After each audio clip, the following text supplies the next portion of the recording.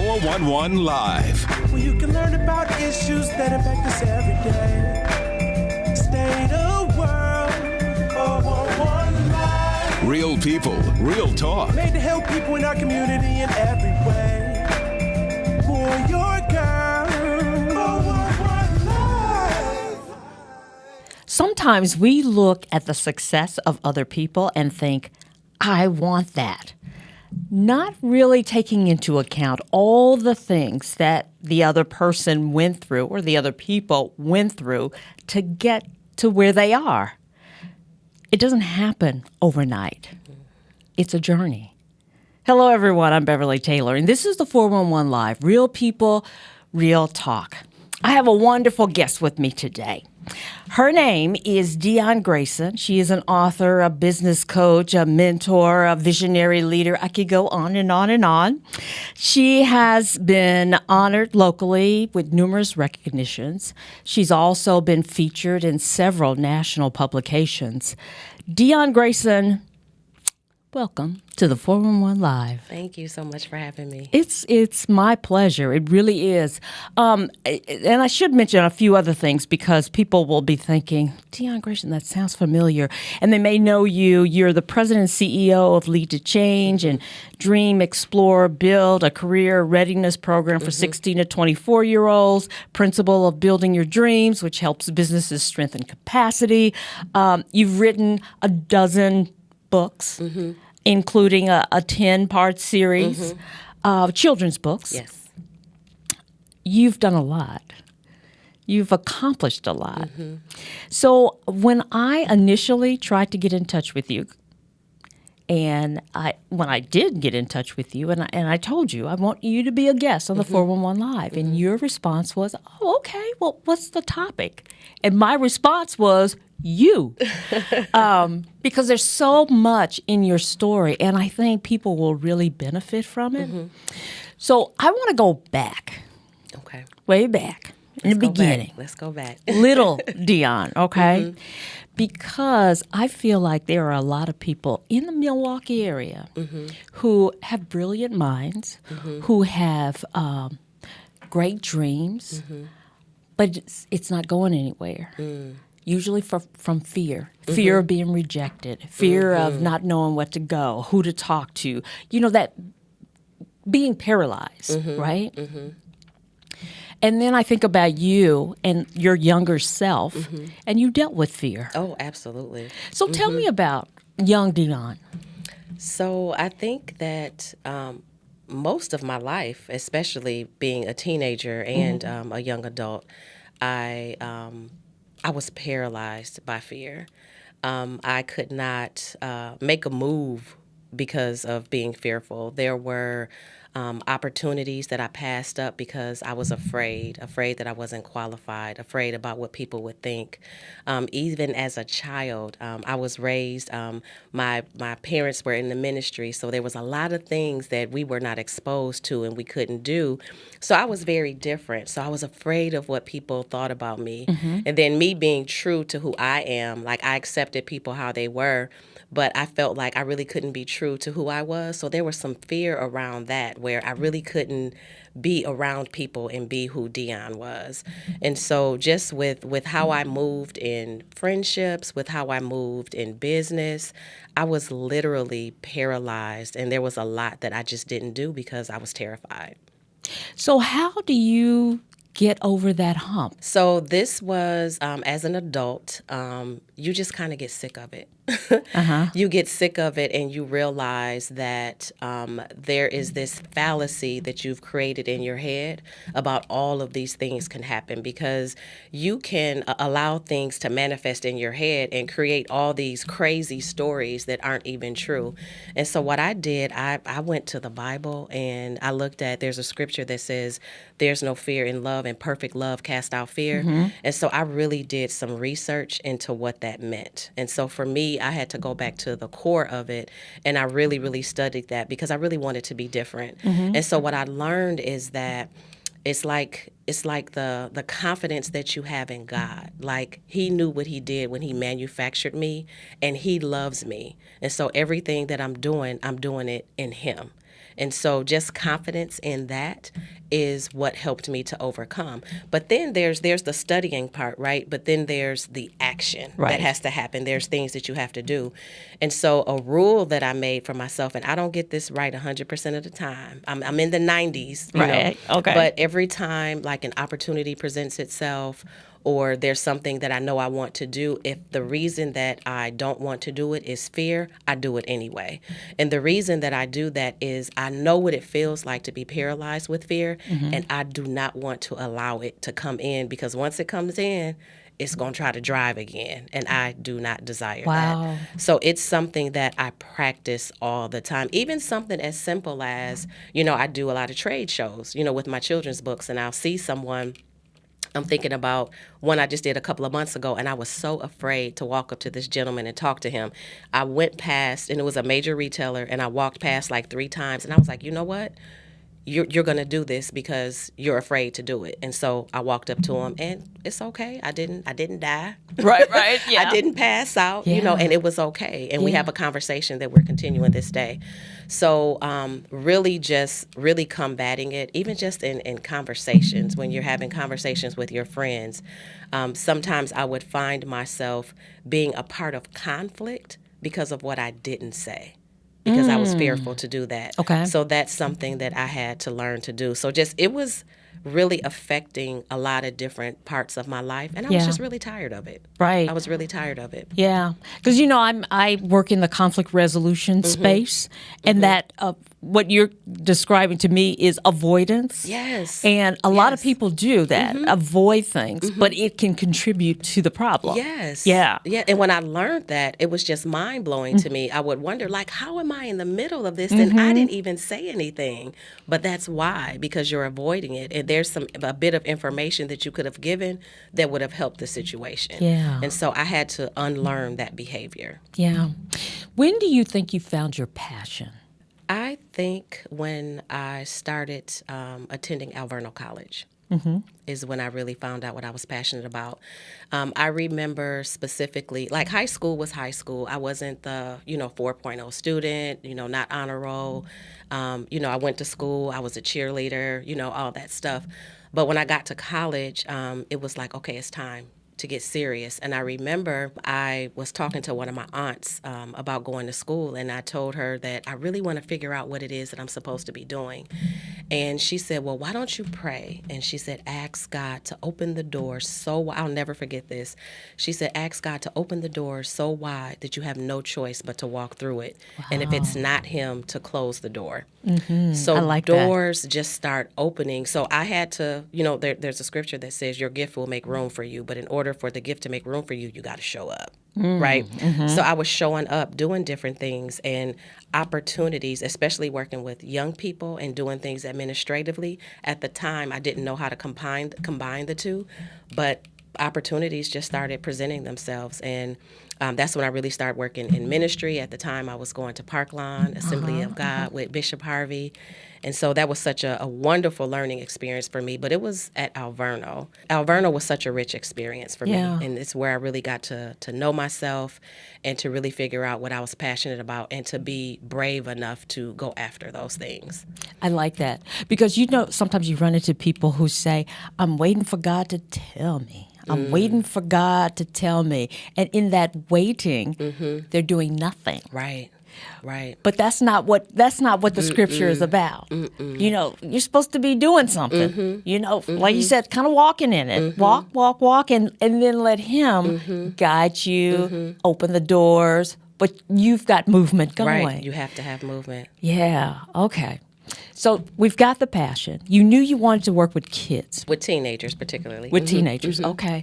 And the administrative. Yeah, I just knew I was really good behind the scenes. I knew that I was just good with administrative things. And it sounds crazy now, but I was like, how do you combine the two? But I knew I had a love for both of those. Yeah. So that did that develop into the curriculum that you had? Yes, I actually, in grad school, I developed the curriculum Dream, Explore, Build. And I think a lot of it was based on the experience that I had that I didn't have in high school and in college, really. There were a lot of programs that students participated in, and I just didn't. I can't even give you the reason why I didn't. I didn't know, about the Upward Bounds and all of those programs. I didn't really know about that, but I was very involved in family, too. Like, our family was a family that did things together. We traveled together, very much involved in ministry, so I probably didn't even have time to do that. So then what I did was I found that I loved teaching, and I'll just tell you a really funny story. And me and one of my girlfriends, we talk about this all the time. When Bishop Harvey was transitioning from youth pastor to senior pastor, he didn't tell us he was transitioning, and he said, I want everyone to teach a class.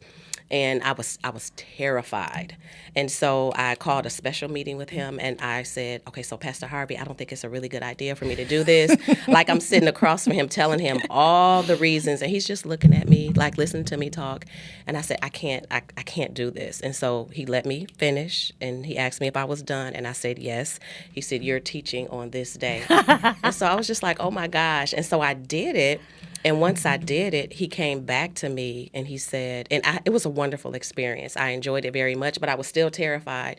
He came back to me and said, I'm going to have you do a series for 6 weeks. And I was just like, oh my God. And so that really broke something in me, and it really developed a love for teaching. Yeah. And so then you have this curriculum where, and tying it back to my experience, I wasn't in those programs in high school. And then I really had to navigate things myself, first generation.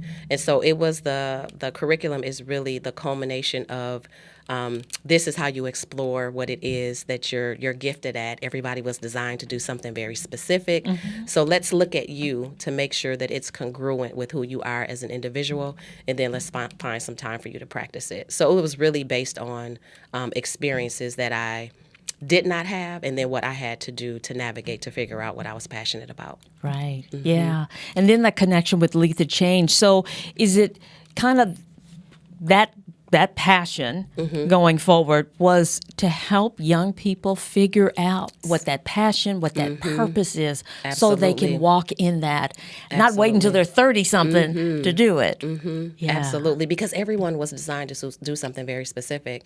It's just up to us to find out what that thing is.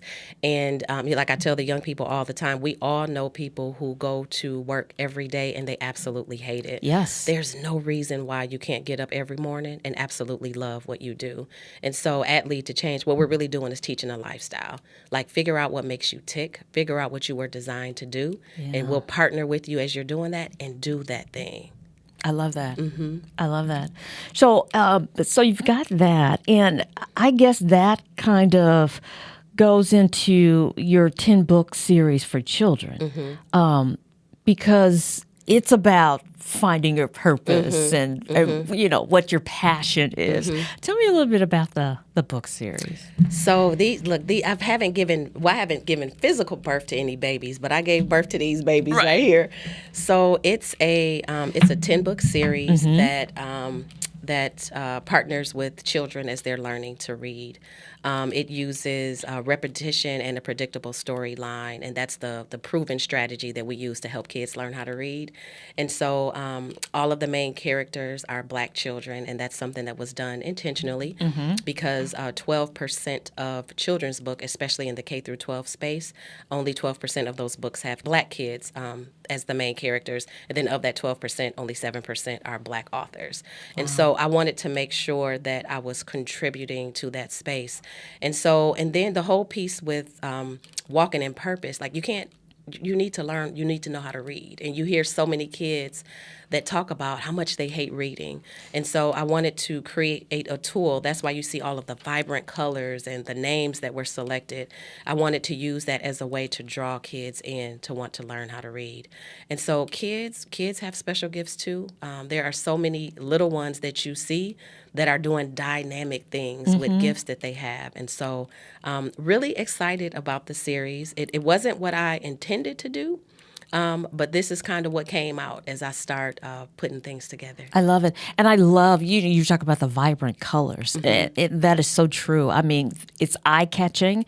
And for any kid looking at it, it's something that would draw them in. It's like a magnet, just seeing the kids and what they look like, and they look like me. Yes. And that's great. I want you, we're going to take a break, but I want you, when we come back, to tell the story of how the book series was birthed. Okay. Because I love that story. I certainly will. Hey, you're listening to the 411 Live. Real people, real talk. We'll be right back. We said we'd never break the 3-second rule. Never do that. And never become a minivan mom. Hey, Chris. As parents, we say never a lot, but never happens.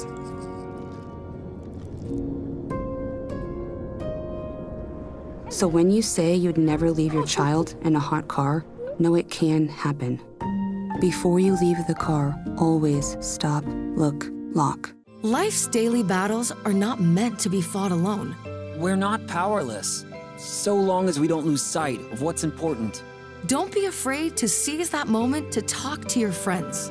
Cloud, you okay? Because checking in on a friend can create a safe space. The first step on our new journey. You coming? Reach out to a friend about their mental health.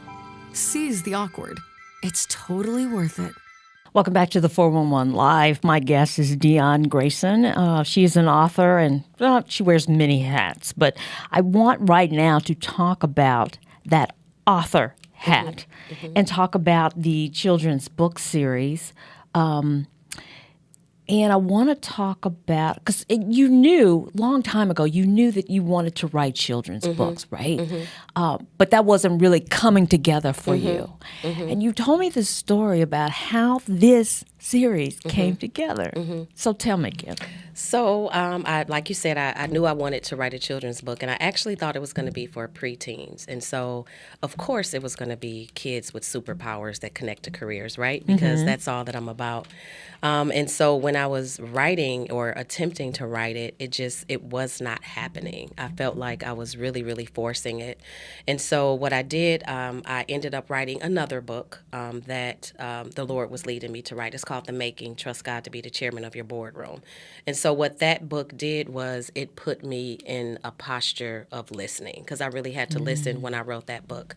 And so with the Children's Gift series, I kind of put it to the side, and I was honestly a little bit discouraged. And one day, I woke up in the morning and my sister called, and she woke me up out of my sleep. And I was talking to her, and I told her, I was like, oh my gosh, I had a dream. I have to call you back. And so I dreamt the manuscript. And so I wrote the manuscript up, and it just it turned into 5 books, and then it turned into 10 books. And if I'm very honest, when I looked at the manuscript, and even going through all that I was going through with putting the books together, I really didn't even understand what the series was. I remember talking to God, saying that this doesn't make sense to me. And people wanted to interview me, they wanted to have conversations with me, and I couldn't do it because I really couldn't talk comprehensively about the books because I didn't understand it. And so I had started going out and doing vending opportunities. And what started happening is educators would come to my table, and they would look at my books and say, how did you come up with this idea? This is brilliant. And I'm like, really? I'm like, tell me why. And so that's when I learned about the predictable storyline and repetition as a tool. And so I was just in awe of when God does something, he does it right. Yeah. And no, I didn't get it up front. But on the back end, God showed me exactly what it is. So then I did research on the back end, and I'm like, this is a thing. Yeah. This is a real life. Yeah, it's a real life thing. Just everybody knows about the Brown Bear series. And so kind of like the same thing. And so this was something that I say, people ask me about my writing with this. This was a download. Like God gave it to me. And of course, there was some changing to it, but this was definitely a download that the Lord gave me. You know what strikes me with that story, though? So you get that whole vision, that download, as you're saying, and you go with it. You write it down. You get the transcript, you go to the point of self-publishing and all of that, still not understanding. Because, usually people would look at their manuscript and go, this don't make no sense. Oh, this can't be right. I'm not going to do it. And put it to the side. But you didn't do that. I trust God. Yeah. I trust God, and I know He gave it to me, and so I didn't want to abort the plans that He had for it. And so I could have easily, because this was hard. This was not. I would not recommend publishing 10 books at one time, and it was very challenging doing it. And I knew that God told me to do it, and I had trust in that. Yeah. And so that was the thing that kept me to keep going with that. Wow. I mean, that story, I had to get you to tell that again because that story just gives me chills. I mean, it's just so rich. Yeah, that's amazing. That's amazing. Okay, well, let me just talk about this latest book, children's book. I think it's You and I. Yes, You and I. Now, that book is very, very precious to you, right? It is. And It is. tell me why. So I lost my dad. It's been almost 2 years, and so I lost him almost 2 years ago. And one thing that I noticed, and I talk to my dad all the time, and so right away, what I noticed is the affirmation that my dad would give me all the time. It wasn't there anymore. So every time I talk to my dad, we would talk about whatever it is we're talking about, him going to the Goodwill, finding stuff, going to Dollar Tree, going to Pick and Save, all the stuff that he does. But he's always affirming me. Yeah. Always just telling me how amazing I am. He used to always compare me to a stallion. He would say, you a stallion. You one of those prize horses. And so when Daddy tells you all of those things, you tend to believe it. Yeah. And so that was also a part of my healing, I would say, just like with fear. And, there was a period where I really had low self-esteem about myself. And so just my dad, massaging me with those words was really important. And so my way of honoring him was to create a children's book, and it's called You and I. And if you know him and you read the book, you'll see some things that are about him, but it's just celebrating the importance of a dad's affirmation with his daughter. And so it's a book about a dad and a little girl named Cece, and they're spending a day together, and every time he opens his mouth, he's saying something beautiful about Cece. Oh, wow. And so it's just, for me, it's a gift to honor my father, but it's also to let dad see and know how important their affirmation is. And so that book is very precious to me. And then, of course, my dad loved the Blue Angels. If anybody who knows him knows it. So the Blue Angels are featured in there as well. Oh, very cool. Very cool. I think that's really important because, we have a lot of single family households, a lot of households where the dad is not present. In the household, but maybe present in the child's life. And this book really affirms that relationship, how important that relationship is. So I really like that. And it really plays on how you see yourself, right? Like how your dad sees you and how your dad treats you. You have that same standard when you're interacting with someone. Yeah. So I had a standard, with men. Yeah. Because of how my dad was treating me. Exactly. And fortunately, you had a very, very good standard. Yes. So that's good, too. It sounds like that book not only is for children, but is for men. Absolutely. Fathers. It absolutely is. I like that. Okay. So you've also done a lot of coaching with and mentoring with people in business. And I know we're almost out of time, but I wanted to get this in because you're a successful businesswoman and people can turn to you and, get tidbits of how I can make this work. Dionne, what should I do? So I'm wondering, what do you see a lot of times of businesses? What are they missing that you notice? I think that one thing is not really having a plan, is that a lot of people have an idea, but they don't have a plan in place for what it is that they want to do. And I kind of attribute that to like a plan and then some goal setting that goes along with that. Yeah. And so what people end up doing is kind of doing the work of the business, but not necessarily working on the business. And so they stay in the same place for a very long time.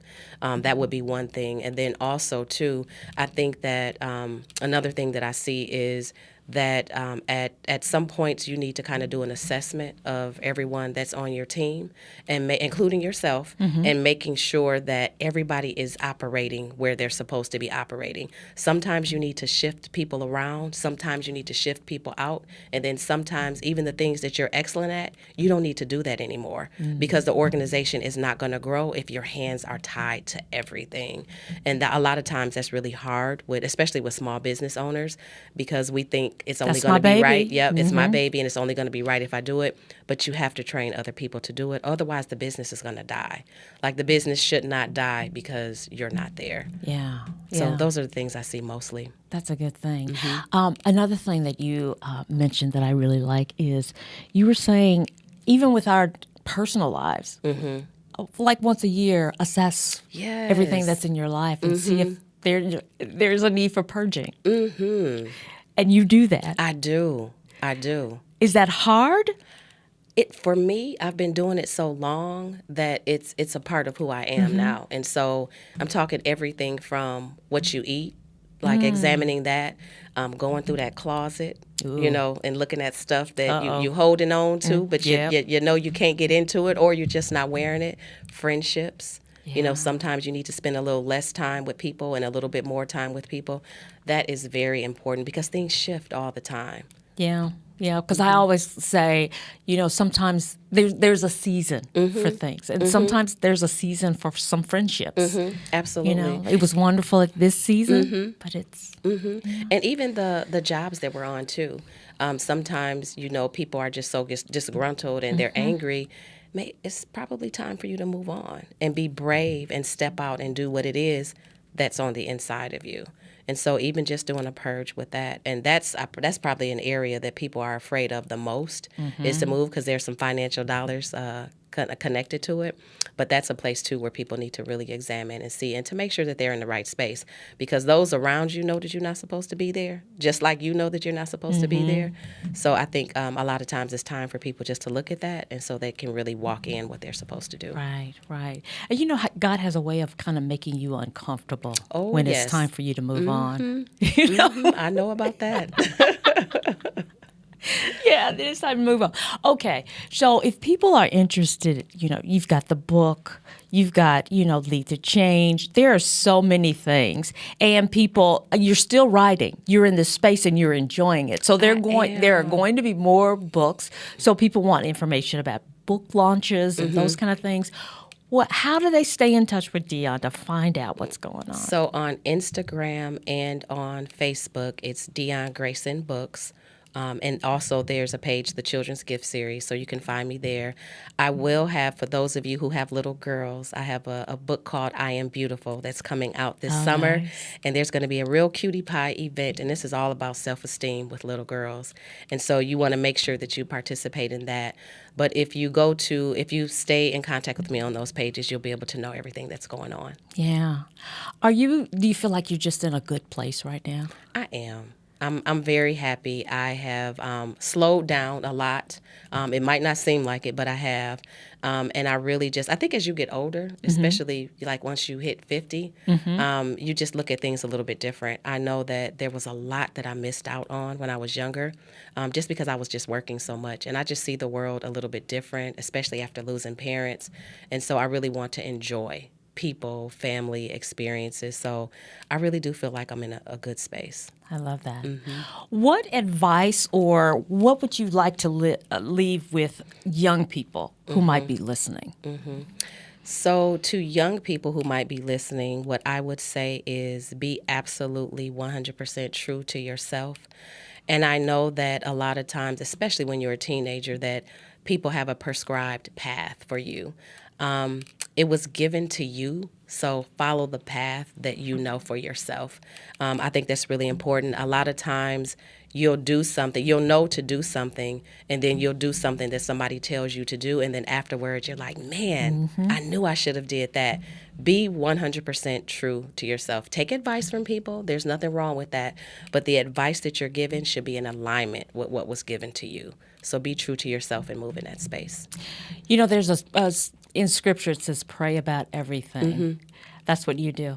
Oh, absolutely. Yeah. I can't imagine doing any of this without being led by God. I would be so lost. And and you go through those times where sometimes you can't hear anything, and it's like, God, I don't know what to do. Like, what am I supposed to do in this space? And even now with some things I got going on, I'm like, okay, God, you're gonna have to lead me, because I don't want to just be, going around in circles. Tell me what to do. And I remind him, you can trust me. Like, whatever you tell me to do, I'm gonna do it. And that scares me sometimes, because I'd be nervous about what he might tell me to do. But whatever God tells me to do, I put myself in a position to be brave enough to do it. Hey, you have a track record. I mean, look at the book series. That's brilliant. That's brilliant. Dionne, our time is up. I told you it was going to go fast, really fast. I am so glad that you decided to spend time with us. This has been a great conversation. Thank you so much for having me. Yeah, and I think a lot of people will be like me and be inspired by you. So thank you. So. Thank you. Dionne Grayson, thanks again. Yeah, and you'll have to come back with the new book, too. I Am Beautiful. I absolutely will. I love that.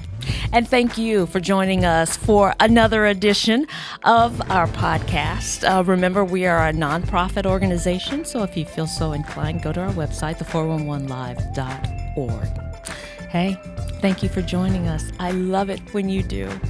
Until next time, I'm Beverly Taylor, and this is the 411 Live. Real people, real talk.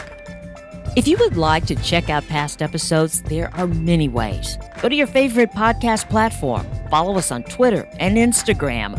Like and watch us on Facebook. Watch and subscribe to our YouTube channel. And if you have suggestions for future episodes, go to our website, the411live.org.